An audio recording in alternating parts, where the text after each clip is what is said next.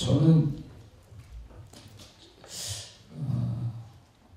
뭔가 이렇게 이 사건이 되게 그 베를린에서 다루는 배경이나 이야기의 소재가 자칫하면 가짜같이 보일 수 있잖아요. 되게 낯서니까. 그러니까 외국에서 무슨 무기 거래가 이루어지고 막 이런 식의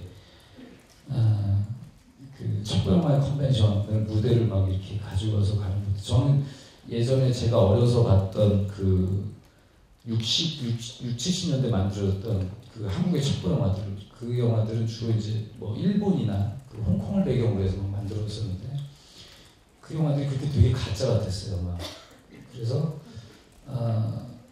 뭔가를 그럴듯하게 그 끌고 가야 하는데 그러려면 약간 관객들을 좀 이렇게 그 빠른 시간 안에 이렇게 끌어 들어와서 이렇게 달려가야 된다고 생각했거든요. 영화의 진행 템포는 사실 저의 취향이기도 한데 저는 영화 도입부를 좀 이렇게 빠르게 진행하는 것을 좋아해요. 이 영화가 더 혼란스러워 보일 수 있었던 것은 등장인물이 또 많으니까 어떤 이게 주인공, 그러니까 웬만한 영화에서 다 원탑 주인공을 할 수 있는 사람들이 떼거리로 나와가지고 막 나오니까 그 배분에도 좀 자칫 잘못하면 한없이 길어질 수 있는 캐스팅이어서 오히려 그런 배우들을 오브제로 활용을 하고 그러니까 반대로 생각을 했어요. 그러니까 그 스타가 등장을 하기 때문에 그 배역에 대한 설명을 많이 안 해도 이 관객들이 갖고 있는 스타에 대한 이미지가 있으니까 그냥 다른 부연 설명 없이 분석권으로 그냥 바로 들어가도 되겠다. 그리고 약간 초반에 약간 관객들이 홀리고 막 뭐라고 이러고 이렇게 들어가면 사람들이 쑥 들어올 수 있지 않을까. 그랬죠. 근데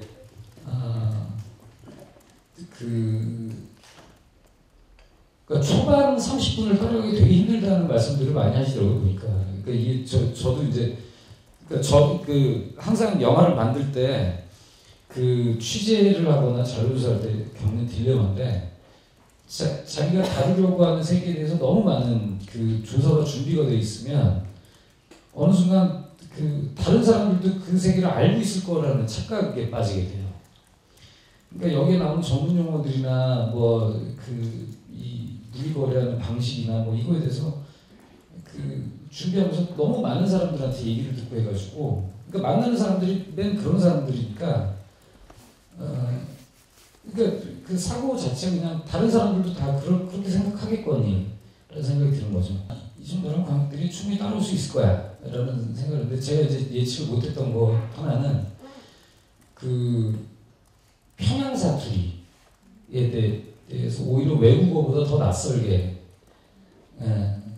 느끼시고, 그러니까 사투리에 뭐 대사가 잘 안 들린다라는 지적들이 되게 있었는데 제가 며칠 전에도 어저께인가 그저께 그 홍콩 영화제 갔다 오는 길이었거든요. 그 홍콩에서 그 영화를 쭉 보는데 대사 다 들려요.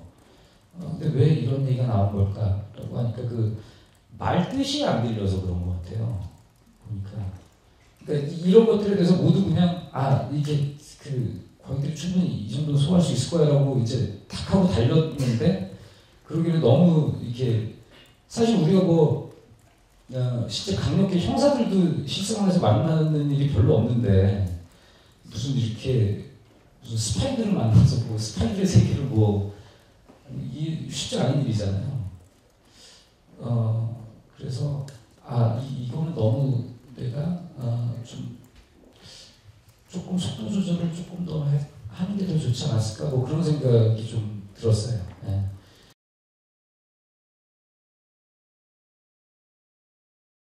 저는 지금이 제일 힘들어요. 네. 근데 항상 지금이 힘들었던 것 같아요. 항상. 그리고 제 경력의 위기가 가장 크게 왔을 때는 다짐어리 극장판 만들고 나서였어요. 현장에서 막 웃다 죽어보자 이러고 만들어 개봉하고 나서 막 텅텅 울고 그렇게 망할지 몰랐는데 근데 사실은 그 시기가 되게 좀 재밌었던 시기가 저는 데뷔를 2000년에 했잖아요. 정식 극장에 제 영화를 개봉한 것이 2000년이었는데 지금 생각해보면 참 이상했던 시절이었어요. 그 97년 정도부터 지금 현재 막 활발하게 활동하는 그 감독들의 데뷔작, 인상적인 데뷔작들이 97년, 98년도에 막 쏟아져 나오기 시작을 하고 생각해보세요. 그 올드보이를 잘 생각해보세요. 아버지하고 딸하고 사랑하는 얘기 아니에요. 그런 숭악스러운 얘기가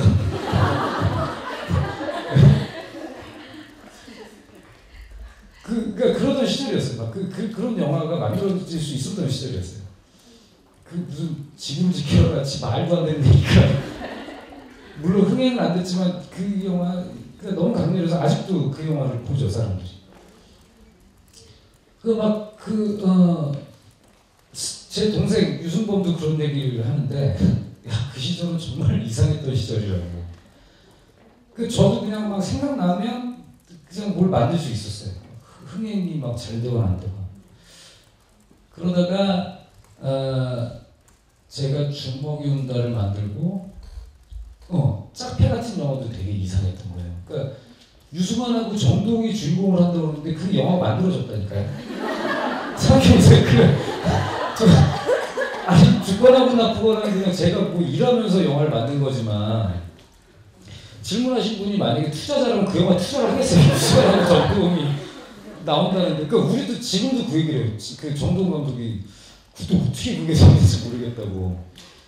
그러니까 이범수란 배우가 있어서 조금 뭐 이렇게 낫긴 했는데 그 진짜 신기했죠. 그리고 그때 그 영화가 흥행도 쏙 됐어요. 생각해보면 그게 120만 명이 봤거든요. 한국에서. 그리고 수출이 막 되게 잘. 그러니까 지금도 저 외국에서 막 이렇게 얘기 들 때는 그 영화 얘기를 하니까. 생각해보세요. 120만 명이면 지금 막 그렇게 그 유명한 배우가 나와서도 한 70만 80만 하고 막 끝난 영화들이 되게 많은데 지금 되게 이상해요. 그게. 근데 그 시기가 이제 짝박이 2006년 개봉이었는데 그 시기가 좋았던 시기가 마감되는 시절이었어. 한 시기가. 그러니까 막 천만 영화들이 막 나오기 시작을 했는데 영화가 너무 많이 제작이 됐고 그리고 영화계가 좀 순수하지 못한 그 자본들, 그러니까 코스닥 상장을 위해서 이렇게 그 영화사와 그 연예 기획사들이 막 이게 합병하고 이런 과정에서 뭔가 매출을 막 만들어내기 위해서 그냥 막 영화가 들어가고 그리고 뭘 하면 애지간하면 막 되던 시절이니까. 그러다 보니까 영화계의 빙하기가 왔죠. 그리고 그 시기에 제가 좀 규모가 큰 시대극을 준비를 하고 있었는데 그게 투자가 잘 안 됐어요. 그 빙하기와 맞물려서. 그러다가 꽤 오랜 시간을 그걸 붙잡고 있다가 뭐가 이렇게 잘못되고 이러면 안 되겠다. 막 뭘 해야 되지? 근데 그때 이상하게 뭘 이렇게 막 손대는 것마다 막 진행이 잘 안 됐었어요. 이렇게 대본을 손대는 것마다. 그래서 제가 좀 이렇게 달콤한 독약을 마신 거죠. 이렇게 과거에 성공했던 거를 손대서 한번 이 위기를 넘겨야 되겠다. 그래서 그 다치마리를 만들었는데 근데 그때 저를 좀 버티게 해줬던 말이 그 모든 게 지나간다는 거였어요. 이렇게 모든 건 다 지나간다는 거. 좋았던 시절도 나빴던 시절도 다 지나가고 현재 내가 살아있는 것이 중요하다라는 걸 그때 그 시절에 좀 깨달았던 것 같아요. 어제는 뭐 죽진 않았으니까. 그리고 제가 지금 힘든 것도 즐거운 것도 지금이라고 말씀을 드릴게 그때 막 힘들어서 죽을 것 같은데 또 돌이켜보면 또 이렇게 그때 얘기를 이 자리에서 이렇게 뭐 또 한 몇십 분 때우는 거 아니에요? 근데 그렇게 생각해보면 또 뭐 그게 나쁜 것 같지도 않고 근데 지금 이 시간을 이렇게 땀 흘리면서 때우고 있는 이거는 또 힘들고. 뭐 지금인 거예요. 그 저는 뭐 지나고 나면 다 뭐 이렇게 지는만 한 것 같고, 예. 어쨌건 뭐 죽지 않을 만큼의 고통이었으니까. 그렇고 영화 감독은 예술가의 심장을 가지고 그 노동자의 손발을 가져야 된다는 얘기를 많이 해요. 저는 제가 현장에서 노동자라는 생각을 아직도 하고 있고, 근데 이 규모가 너무 커지니까 이게 뭐 예를 들자면 그 시골 개울가를 건너는 돌다리를 만드는 거랑 그다음에 어디 뭐 이렇게 광안리 저 광안대교를 만드는 거랑 되게 다르잖아요. 그런 것이 좀 힘들었던 것 같고, 그때마다 큰 힘이 됐던 건 가족들 사진 보는 거, 뭐 그런 거였죠. 뭐 이렇게 되게 뻔한 얘기긴 한데. 그리고 옛날 음악 듣는 거, 뭐 그러면서 저는 뭐 특별히 무슨 힐링이 그리고 진짜 막 죽일 것 같이 남 욕하는 거, 이렇게 마음에 맞는 사람들과 이렇게 막 듣다 막 진짜 막 범주로 죽어버렸으면 좋겠어 막 이렇게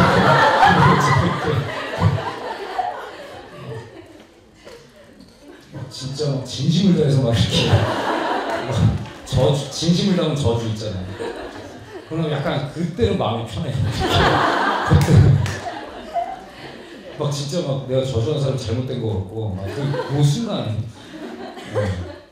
근데 그러고 나면 또 어디서 막 그 팀은 너무 막 잘 가고 있다는데 막 이런 얘기들 또 막 신경질 나고 또 저주하고. 그때 베를린 찍을 때는 그런 거, 그때 저하고 친했던 감독님들, 박찬욱 감독님이나 김지훈 감독님이나 봉준호 감독이 공교롭게도 비슷한 시기에 다 서로 외국에서 영화를 찍고 있었어요. 그러니까 서로 돌아가면서 이렇게 막 카톡하면서 막 이렇게 죽을 것 같다고 그러고 막, 그럼 뭐 박찬욱 감독님이 야 너는 100억짜리 영화 찍으고 갔어. 나는 지금 여기서 완전 저예산이라 뭐 밥 먹을 시간도 없어 막 이렇게 오고 막 그러면서 막 나에 비하면 김지훈은 왕자야 막 이러고 그럼 김지훈 감독이 또 무슨 소리야 나는 박찬욱이 왕자지. 그러면서 나는 여기서 프로듀서들이 너무 못 살게 해. 나는 서열 4위 정도밖에 안 해. 스턴트맨들이 말을 안 들어. 그래서 우리 중에 진짜 위너는 봉준호 같아. 봉준호는 체코에서 나는 스트레스 때문에 먹어대가지고 지금 체중이 108kg 뭐 그것 때문에 무릎 관절염이 오기 시작했고, 제작자라는 사람은 자기 영화 찍는다고 신경도 안 쓰고 막 설국열차의 제작자가 박찬욱 감독님이거든요. 서로 자기가 막 최고로 힘들다고 막 카톡질하고 그게 좀 이게 나만 힘든 게 아니구나 그리고 그랬죠. 고통스러울 때 이렇게 피할 수 없다면 즐겨라 이런 말도 도움이 안 되잖아요. 사실 진짜 힘들 때 그 말이 말잔치지.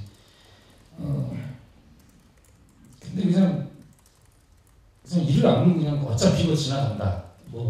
그냥 어차피 시간 앞으로 가니까 그냥 버티자. 요새는 좀 그런 게 생긴 것 같아요. 이렇게 그냥 힐링 저는 그것도 잘 모르겠어요.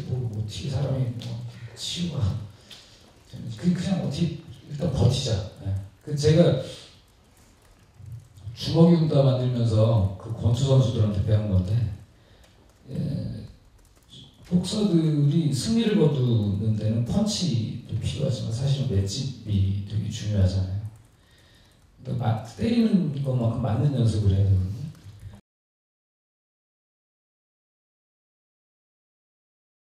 그때 경우가 다른 것 같아요. 그러니까 영화 제작의 10대 원칙 이런 게 있는 건 아니고요. 이렇게 어떤 생각이 탁 스쳐 지나가면서 이렇게 되게 강하게 자극을 줘서 그 그것이 이렇게 그러니까 예를 들면 주먹인가 같은 영화는 제가 TV에서 다큐멘터리 보다가 비슷한 시기에 복서로 살아가는 두 사람의 얘기를 봤는데 완전히 다른 얘기였거든요. 하나는 MBC였고 하나는 SBS였나? 거기서 나오는 그러니까 신주쿠에서 얻어맞으면서 이게 돈을 벌어서 살아가는 남자의 얘기와 그 다음에 소년원에서 이 생활하는 10대 범죄자가 권투를 배우면서 갱생하는 다큐멘터리 보는데 저 둘이 같은 링에서 만나면 나는 누구를 응원할까? 그런 생각이 떠올랐었어요. 그래서 그러니까 그렇게 어떤 생각이 이렇게 안 떠나는 생각들이 있거든요. 계속 아무리 다른 생각을 하다가도 이렇게 그 생각으로 다시 돌아오고 그런 것들이 있어요. 그런 것들은 저를 이제 뭔가를 하게 만들죠. 계속 일단은 누군가와 얘기를 계속 하게 됩니다. 그러니까 이런 얘기 어때? 이러고 얘기를 계속하면서 누군가가 흥미있게 듣거나 이런 반응을 보고 하는 경우도 있고, 그 다음에 그냥 어떤 얘기는 막 구체적인 줄기도 없고 그런데 어떤 이미지 때문에 그 이미지의 앞뒤로 뭔가를 계속 이렇게 역순으로 막 생각을 하다가 그냥 조용히 써보는 경우도 있어요. 그런 경우에 쓰다가 말기도 하고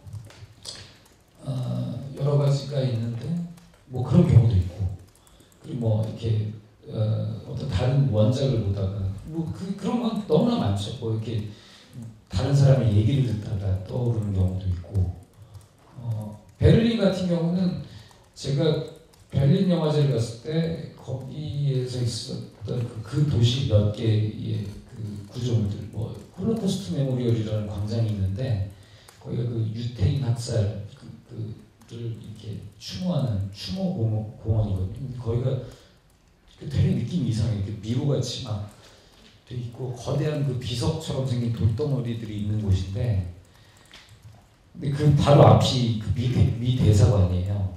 영화 속에서 등장한 이경영 선배가 망명하는 장면의 건너편이죠. 근데 거기서는 이제 촬영 허가가 안 나서 거기서 정말 찍고 싶었는데 못 찍었는데, 여기에서 저 미국 대사관을 향해서 누군가가 막 필사적으로 가는데 그걸 저지하는 사람들이 막 곳곳에서 나오고 하는 그런 이미지가 생각이 났었어요. 그러니까 영감을 받는 거는 되게 여러 가지죠. 근데 이제 근데 뭔가 자극을 받으려고 계속 이렇게 저 스스로를 열어놓긴 하는 것 같아요. 뭔가에 대해서 좀 계속 뭔가를 찾고 막 이렇게 뒤적거리는 것 같아요. 자꾸 그러니까 영화 밖에 있는 사람들을 자꾸 만나서 좀 자극을 받으려고 하고, 그리고 이야기라는 것은 처음부터까지 이렇게 한 번에 짜맞춰진다기보다 여러 가지 가능성을 한번 이렇게 계속 찔러보는 거죠. 이렇게 어떤 소재, 내가 다루려고 하는 소재, 여기에서 무엇을 이야기할 것인가라는 것, 그러니까 큰 덩어리가 결정이 되면 그 덩어리를 이렇게 이쪽 저쪽으로 살펴보려고 하는 것 같아요. 일단은 시나리오를 쓰면서 혹은 이렇게 다른 사람의 시나리오를 보더라도 이렇게 머릿속에 그림을 일단 그리면서 읽게 되죠. 그러니까 영화하는 사람들은 근데 거의 대부분 이렇게 활자를 읽으면서 자기 식대로 시각적인 이미지를 상상하는 것이 훈련이 되어 있어서, 근데 여러분들도 마찬가지고 이렇게 소설을 보면서 이렇게 자신의 경험을 토대로 해서 이렇게 시각화시키잖아요. 이렇게 주인공의 자기 모습을 대입시키기도 하고 자기가 아는 누군가를 대입시키기도 하고 그런 식으로 하면서 영화를 준비하는 과정에서 그것에 이제 근접한 이 그림을 그리죠. 컨티뉴티, 스토리보드 작업을 하면서 그러니까 예산이 큰 영화일수록 준비를 많이 해야 되니까 전체 밑그림을 쫙 그리고 만드는데, 저는 그렇게 준비를 해놓고 현장에서 준비한 것들을 되게 많이 이렇게 파괴하는 스타일이에요. 준비는 이제 준비대로 하고 현장에 나갔을 때 현장에서 또 존재하는 예상치 못한 새로운 것들이 존재하기 때문에 예를 들어서 내가 어디에서 촬영을 하기로 했는데 로케이션 헌팅을 갔을 때의 그 해의 느낌과 촬영을 하러 갔을 때 해의 느낌이 다를 경우가 있거든요. 근데 그럴 경우는 그때의 분위기에 따라서 뭐 인물을 참 저 끝에 세우기로 했었는데 이렇게 가운데 앉히는 걸로 바꾼다든지 이게 그런 식으로 수정을 해나가죠. 수천 번의 수천 개의 장면들을 막 만들면서 상황을 만들어서 해야 되기 때문에 어떤 하나의 원칙만 가지고 있지는 않은 것 같아요. 근데 모든 감독들이 그런 이렇게 막 명문화한 원칙은 없지만 이제 그런 걸 스타일이라고 그러죠. 그러니까 자기만의 방식들은 좀 있는 것 같아요. 거기에 이제 취향도 있고 노하우도 있겠고 여러 가지가 작용을 하겠죠. 그렇습니다. 이렇게 어떤 다 큰 한마디로 규정할 수 있는 원칙은 없는데 중구난방으로 그렇게 만드네요.